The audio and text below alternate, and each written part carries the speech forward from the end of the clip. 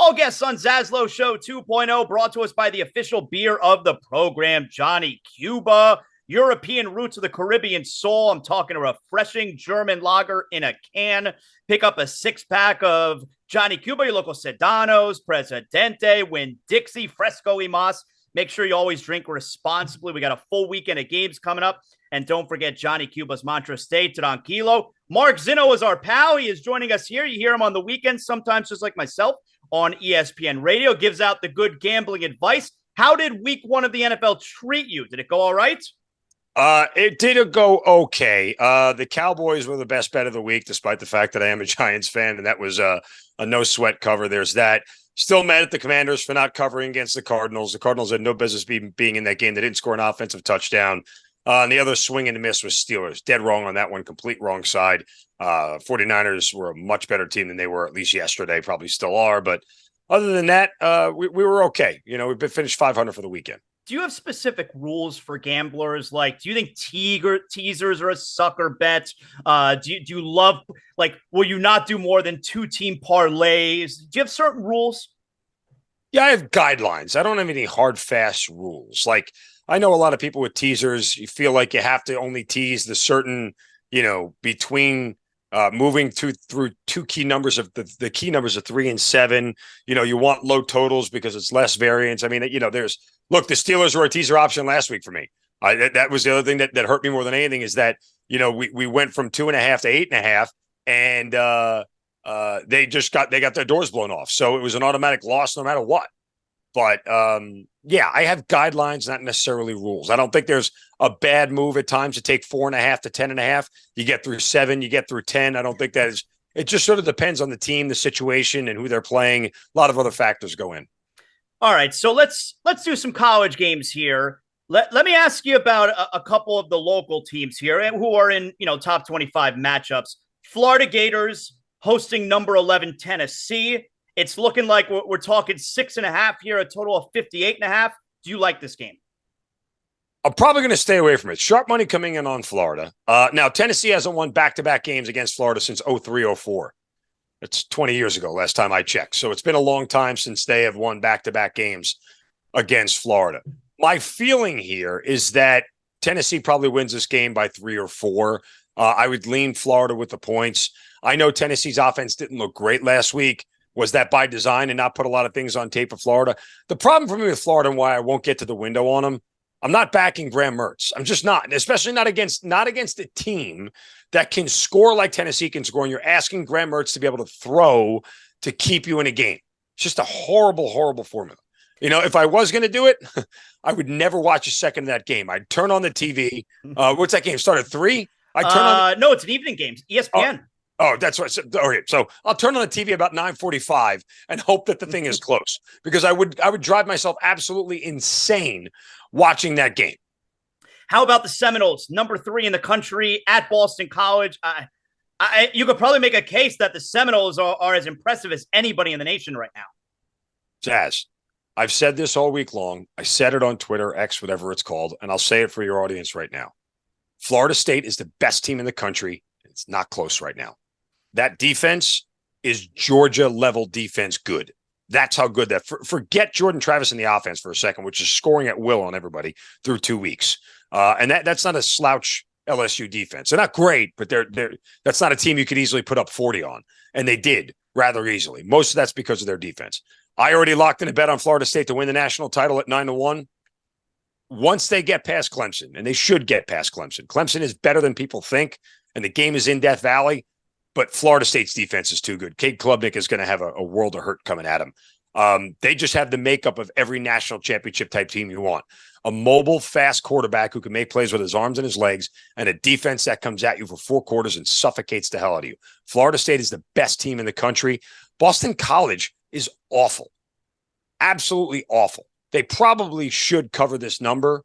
But I just have no interest in a game with a number this big at this point in time without some other decided advantage. And again, Florida State, too, they have Clemson looming next week. Could be a look-ahead spot. Maybe they don't want to put anything on tape. They don't have to try that hard to beat this team.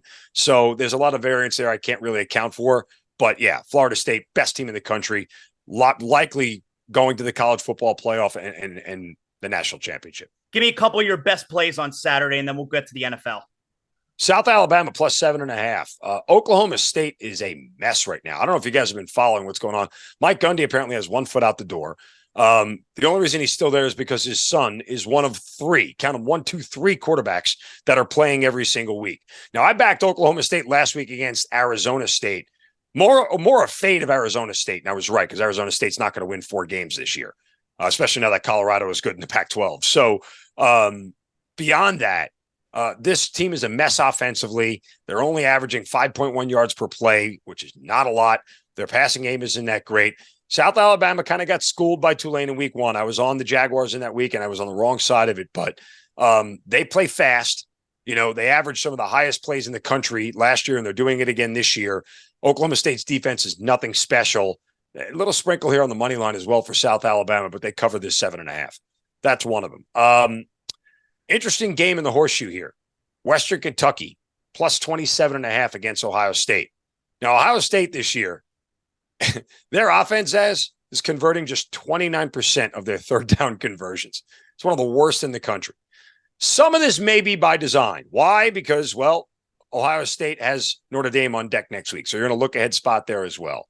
But the Hilltoppers play fast. They have a quarterback who can throw. My biggest concern here is about how much they're going to be able to score against a good Ohio State defense. This Ohio State offense is not what it was last year, obviously, without C.J. Stroud. Things are just different. They're only averaging 30 points a game through the first 2 games against 2 pretty weak opponents.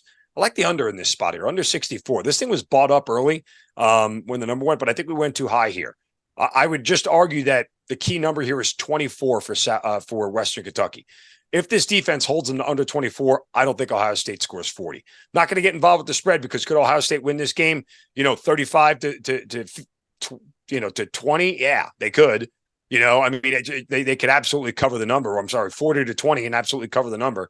But I just think the under comes in here. Both of these offenses won't get where they're supposed to go. All right, let's start for the NFL. Let's start with the Dolphins. Number one, give me your thoughts on the Dolphins' performance. Not gambling wise. Give me your thoughts on the Dolphins' performance. Tua in week number 1, and then give me your thoughts on the Dolphins laying 3 Sunday night. I mean, everybody's saying the same thing is right, that the Dolphins offense is going to be one of the best in the league this year. It's incredibly hard to slow down those receivers. You're going to need a Herculean effort from your secondary. Moreover, what you really need more than anything is a pass rush that doesn't allow Tua more than 3 seconds to throw the ball. Because if he does, forget about it. There's just too much speed on the other side of the field.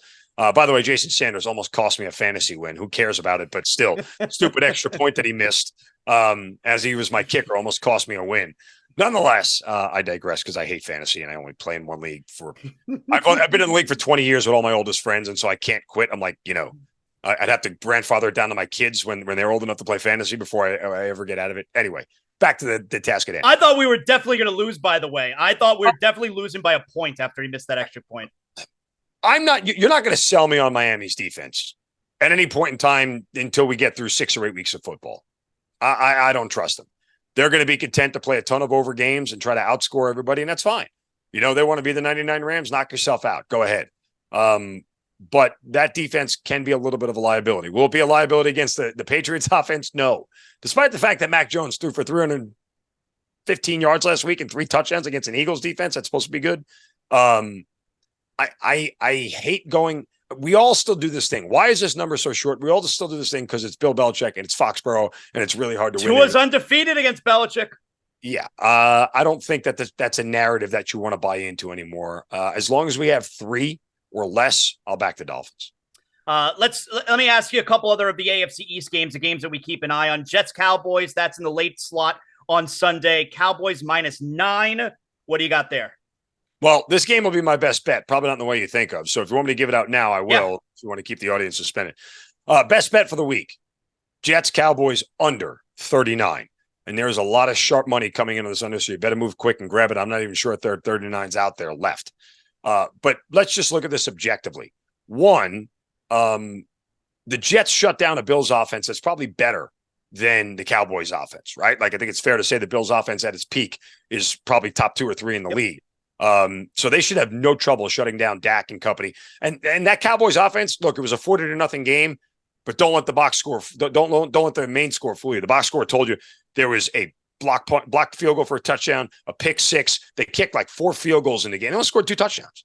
I mean, the fact of the matter here is that the Cowboys offense did not play well against a mediocre Giants defense. They are not scoring more than 20 points in this game. And we know that the Jets, with Zach Wilson under center, are going to be somewhat limited offensively in what they're going to do. Cowboys still have a great defense. This is an absolute under game for me. This thing finishes 2017 max at best, unless there's some quirky defensive or special teams touchdown like there was for the Jets on Monday night. As long as those are avoided, this thing easily stays under that total. And the other AFC East game I want to get to before you give me one or two of your other great plays for Sunday. Bills, big number, looks like 8.5. Bills hosting the Raiders. Bills trying to avoid going 0-2. What do you think? Probably a huge bounce back spot, right? For Buffalo, a big number. I was kind of impressed with the Raiders, the way they played last week. They were better than a lot of people thought they were going to be. That's for sure. I'm not to call me a glutton for punishment. I still don't want to sell my stock on Josh Daniels and Jimmy Garoppolo yet as a tandem. I think they're still pretty formidable. All Jimmy Garoppolo does is win football games, so it's going to be close. You want to see alarm bells go off? Watch the Bills win a field goal game against this team, and people in Buffalo will start to panic. It's just I don't like laying big numbers in the NFL, so I'd probably lean on the dog here. But Buffalo, at least from a survivor standpoint, will advance and survive. I should probably ask you here, for those of us who are going to be chasing on Monday night, we got 2 Monday Night Football games. So give me some thoughts on those 2 games. We got Saints-Panthers, and then we got also Browns and Steelers. I think the Browns-Steelers line is an overreaction to week 1. I mean, when are the Steelers ever a home dog to Cleveland? It just feels like the line is wrong.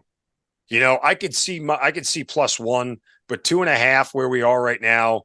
Again, Cleveland played very well, but they played against a team that's notoriously a slow starter in the Cincinnati Bengals because Zach Taylor's a terrible preparation coach, despite the fact that he had 4 weeks to get ready for them. That's number one. But what we saw out of Pittsburgh really kind of, sent alarm bells up. This is why I don't watch the preseason, because everybody told me how well Pittsburgh played in the preseason and Kenny Pickett and everything else. And I heard every sharp handicapper I know jump on Pittsburgh, and then they got smoked by a good defense. Is the Cleveland Brown defense the 49ers defense? No, it's not. But it's still really good.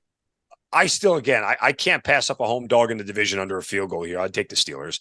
As far as the Saints and Panthers, same thing, home dog in the division, same thing. Yeah, but the difference is that you don't have a competent quarterback yet, at least in Bryce Young. And they don't necessarily have a ton of weapons the way Pittsburgh does on the outside, despite the fact Deontay Johnson is hurt. But still, this Carolina offense, if what we saw out of Atlanta's defense last week, if New Orleans duplicates that, I have a hard time believing Carolina gets past 17 or 20 in this game. I think the Saints offense will start to get better. What the Saints have to do more than anything is keep Derek Carr clean. That front 7 of Carolina is nasty and they're good.